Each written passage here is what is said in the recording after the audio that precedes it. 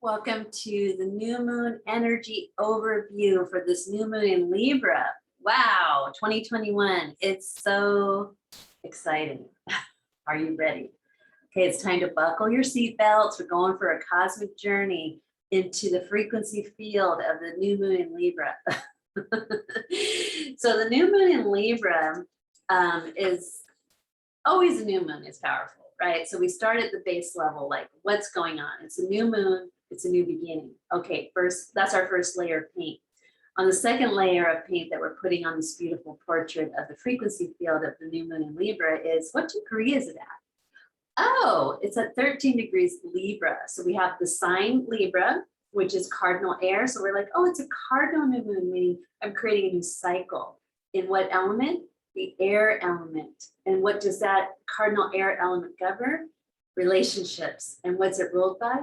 Venus, which is what do I love and what do I value? And through my relationships, I add beauty and balance into the community, right? I want to make the world beautiful by having authentic relationships that are born of a place of balance, understanding, fairness, and kindness. That's how we contribute beauty into the field for as humanity. When our relationships are authentic, they're balanced, they're fair, they're kind, they're socially just, and they come from a place of beauty. Beauty. So that's our contribution focus through the help of our goddess, governing goddess Venus. I have so much to tell you. Okay, so that's the second layer of paint. First layer of paint, oh, it's a new moon. Second layer of paint, oh, it's in the sign of Libra. That layer involves, oh, Libra, air element, cardinal sign. All right, so it's about creating a new beginning because cardinal signs are leader signs and creative signs. In the air element, oh, that's about the way that I speak. It's my thoughts, it's the mental body.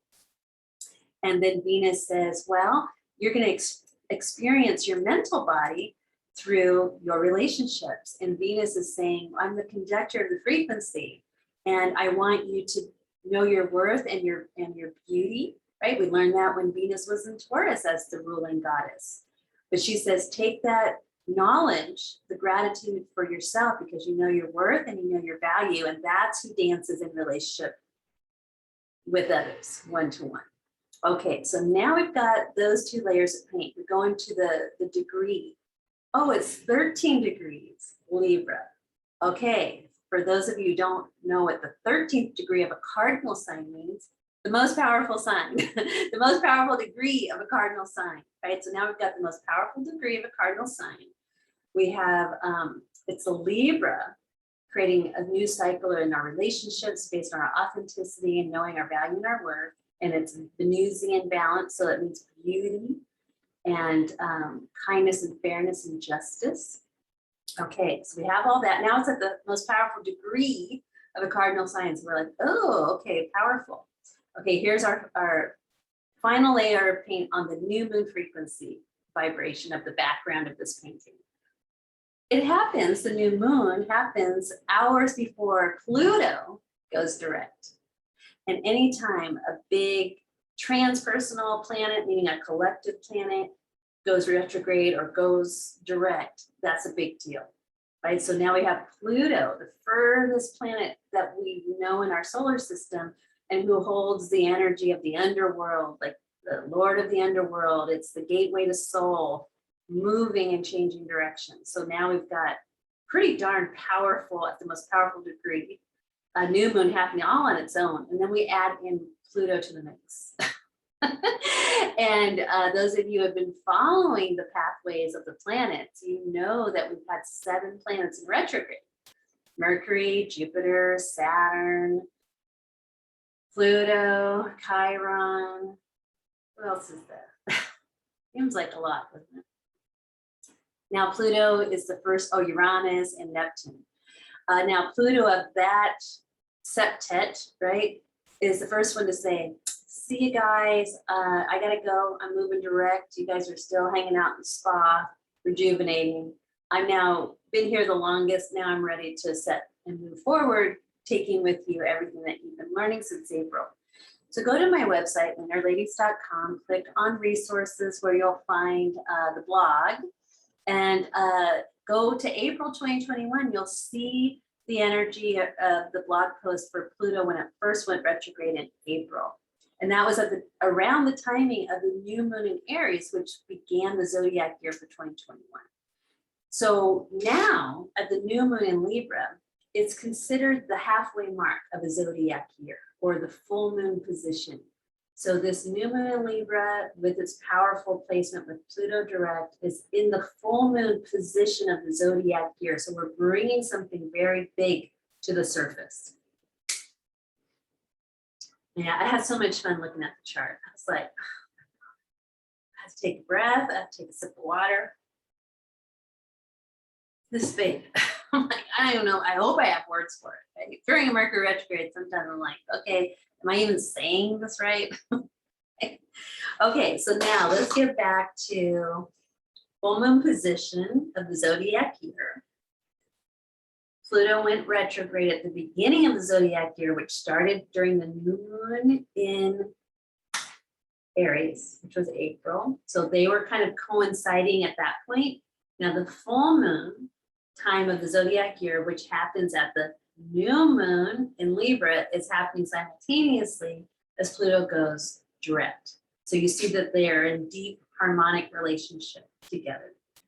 Okay, so now let's get back to the energy of 13 degrees Libra. I like to see the energy through the lens of the Sabian symbols. And at 13 degrees Libra, the Sabian symbol is at noon, which is noon is the highest point of the sun, which is the zenith part of the day or full moon position, right? So I'm like, okay, another match. So the Sabian symbol is at noon, a person takes a siesta. Now, every country, probably except the United States, where I happen to be from, takes some some time out at noon to 2, siesta time, right? It's a normal, balanced, human, big yes for our body, mind, spirit wellness. And so I love that this cycle that's setting into motion a frequency for the next 6 months when the new moon in Libra now will be the full moon in Libra in 6 months. So it's this energy of saying it's noon, means siesta, it means lay down, take a break, take it easy. What do you need? And I've been hearing from my friends, colleagues, and clients, they're like, I took a 2-hour nap. I don't even know what happened to me. I never take naps. I laid down and I was like, my body was fast asleep. And when I woke up going, gosh, I should get up. My mind said, I should get up. My body said, nope, I'm not done yet. So we're entering in the Northern Hemisphere, our fall season, which then leads to winter here in the Northern Hemisphere. And so we're getting this direction from the cosmos that says rest, rest. Deep healing can happen when you enter into deep rest. And the fall is going inward and saying reflect on this year, the summer, the spring. Let things fall away. Right? What needs to stay? What needs to go away? What are your seeds that can fall into the earth to be replanted in the spring or to grow in the spring that are going to germinate in the winter? And now you're letting things fall away because you're creating a beautiful mulch and fertilizing the soil with allowing things to fall. So the leaves fall, the fruits fall, and all the soil gets enriched with nutrients. So this is the energy that you can step into with permission from the cosmos. Okay, so another really interesting aspect to this new moon is that Mars, good friend Mars, is exact the new moon and sun at 13 degrees Libra. I'm like, what? And Mars, normally the ruler of Aries, is in the detriment position. When Mars is sailing through the energy of Libra, he's in the detriment, meaning he's 180 degrees away from his home sign at Aries. So he's a little bit like, ugh, it's just a little itchy, this outfit, right? But guess who is in Aries right now? Exactly opposite Mars, the moon, and sun. You got it, Chiron.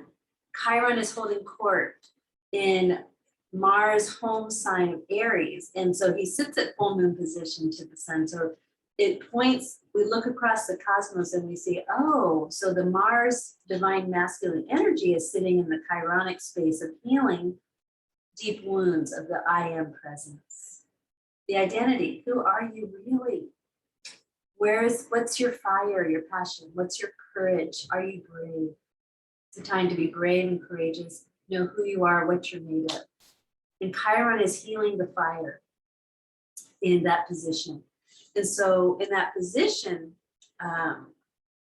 he also has a tail of a kite. And so he's retrograde. So he's working on past life wounding around being embodied as a soul, taking human form and having a human experience. And like Teilhard de Chardin says, you know, you are in this world, but not of this world. Remember that. Remember that. So that's a way that we can begin doing our chironic healing, wounded healer of that source I am presence energy, right? We're here to bring that to the world, not forget and suffer through this world, devoid or separated from that passion and power and fire.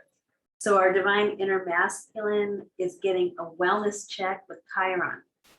Now it is Libra, and Libra is ruled by Venus. And so because the Chiron is saying, I'm healing the divine masculine, I wanted to know, well, what's Venus doing? Now that I got a sense of what Mars is doing.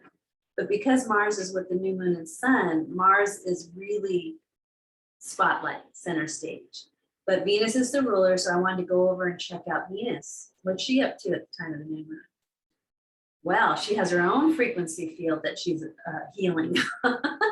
Where Mars is opposite Chiron, Venus is currently opposite Sedna, the asteroid Sedna. And Sedna is the archetype of the wounded feminine. So we have the wounded male or masculine and the wounded feminine in these octaves that are getting a deep, deep healing.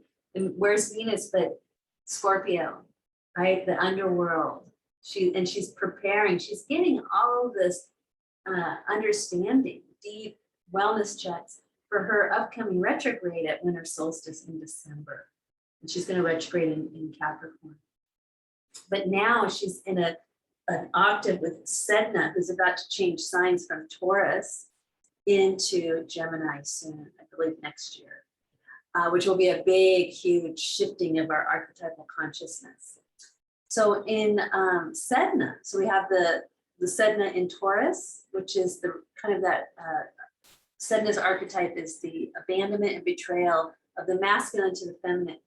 And Sedna's been in Taurus, so it's that abandonment not only of the divine feminine, but of Mother Nature and the beauty and the innocence of nature that has been, absconded or pillaged by that kind of patriarchal control that cut everything down, slaughter all the bison, all this stuff with no regard to the sanctity of life and the creative spirit of nature, which is held in the womb of Mother Nature and all of her children, plant, animal, and mineral. And without gratitude, a regard, thanking the deer that you hunted, thanking it for its life that gives you and your family meat and food and a hide and tools, right? So we look to the indigenous people when we look in the energy of Taurus, Mother Earth. We look to the indigenous people from before they've been disturbed by another consciousness that had no regard for it or could not see the beauty and the power of the indigenous spirit and wisdom that has been developing on this planet for a long time. But it made me think of back in the day of what I can understand, not being a native indigenous person to Turtle Island, where I'm from in the United States. But there was an understanding about take what you need and no more, right? Because that understanding was because nature will replenish itself and it'll stay in a place of abundance when it's safeguarded, protected, held sacred, seen and understood. And so, you'd have people or warriors going out to do the hunting for the tribe, and there was ceremony around it. It made it a sacred event, and there was a thank you to the spirit of the animal that was killed during that time. There was a acknowledgement of the spirit of the animal and what you could receive from that, and hopefully there was a way to process that animal leaving its body in a graceful or less painful way possible. I don't know. I'm not a huntress. I don't know. But it just made me think of, like, there was ceremony around that. There was ceremony even with the plants, and picking the plants at a certain time and talking to the spirit of the plants, and certain plants made baskets and were burned in sacred ceremony, and they were used to heal. And there was a whole relationship to the plant world, and there was a whole relationship to the animal world, and there was a whole relationship to the ecosystem and the environments that have been lost in our Western or civilized, uncivilized ways. So Venus is holding court in that space where Sedna is at a karmic degree of, let us heal this. And Venus says, well, I'm going to heal it through that inner feminine, going into the depths of my emotions around it. And whether you identify as male or female, we all have both twin spirits within us, of our inner masculine and our inner feminine, and then we integrate that into a whole new vibration. So we have those two levels of healing happening: Mars in Chiron, Venus in Sedna. So that's where that frequency is sitting. And the next layer of power to this moment in our time-space reality is Uranus, currently in Taurus.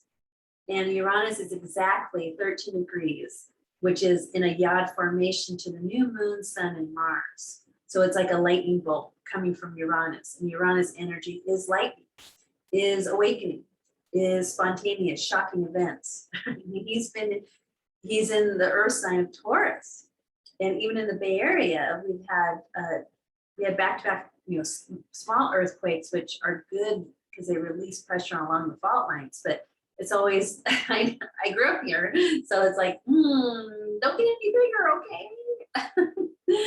I always hear sometimes there's all these different types of earthquakes. There's the ones that make sound and they rumble and then they shake, and then there's some that just move, no sound. But these have been a rumbly ones. Like, it's almost like it sounds like a train coming, and it's like in the earth itself. So really interesting. So I like to say hello to Mother Earth and ask for gentleness as much as possible. But so there's movement there. So Uranus is sending a lightning bolt of spiritual energy into the mix. So we have to be very grounded to assimilate this high frequency of awakening that's happening at this time. So Uranus is doing that. Okay, so that's kind of the players and the energy that's moving. But there's one more player we like to say hello to, and this to me holds the key, because we have Mars in the detriment. We've got Sedna, or Venus is in her detriment because she's ruler of Taurus, and Scorpio, the opposite sign, is in detriment. So we have the inner masculine, inner feminine in detriment signs. So I looked around the cosmos and I'm like, okay, who has the key to power? And it was Saturn, currently in retrograde, 6 degrees, Aquarius. So Saturn is the planet who is exalted in the sign of Libra. So I'm like, Saturn, hello. What are you here to help us with? What can you show us and teach us, and what's your story? So of course I get out my Sabian symbol glasses and I take a look at Saturn at 6 degrees Aquarius, and lo and behold, the image that appears is a child born out of an egg. Oh, you mean you're here to help us with the rebirthing of humanity, human 2.0?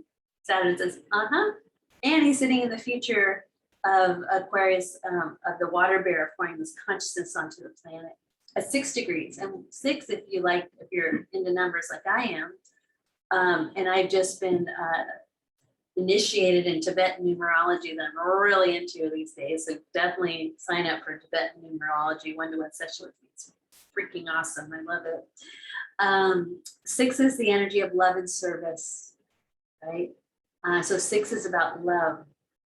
And so this child, this new human, is born out of love and service, and it's going to help us take this evolutionary step into the future. And so it's asking you, like, as you shift and change your frequency from fear and all the things rooted in fear, right? Hatred, violence, all that stuff. And we're moving into the frequency of love, 6 degrees with Saturn. And again, I heard, oh yeah, and remember, there's only 6 degrees of separation too while we're at it. So I'm like, oh, well, that will help me understand moving into the brotherhood, sisterhood of humanity. There's only 6 degrees of separation between me and you. So of course it's like, oh, my 6th cousin, yay. So we're all family. Yes, so 6 degrees of separation, 6 degrees love and service, the child being born out of an egg, meaning new birth, new cycle, and we're at a new moon, which is creating a new cycle at the most powerful degree with all this energy that's swirling in the mix.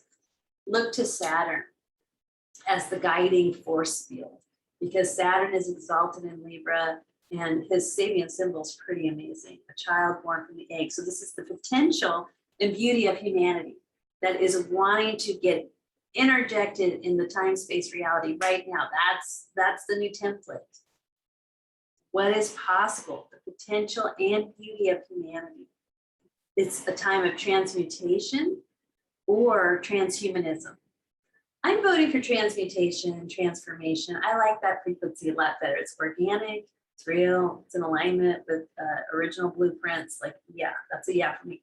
Transhumanism is a big fat no. I don't really care for that. But again, Mercury retrograde says, Shannon, remember, it's not about duality, this or that, good or bad. Look at them both.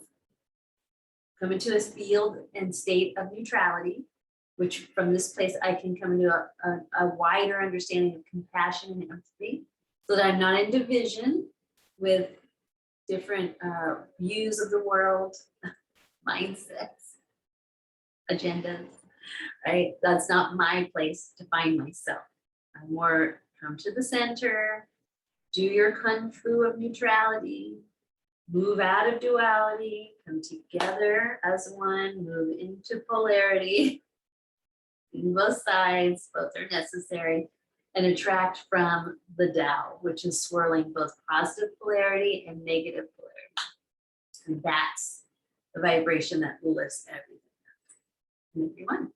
So that's my take on this new moon in Libra.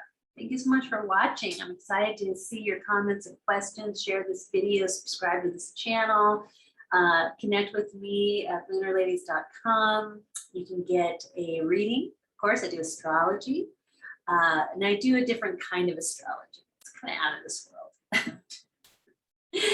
But also, definitely, I've got 3 things for you to check in with yourself. Like, what do you resonate with?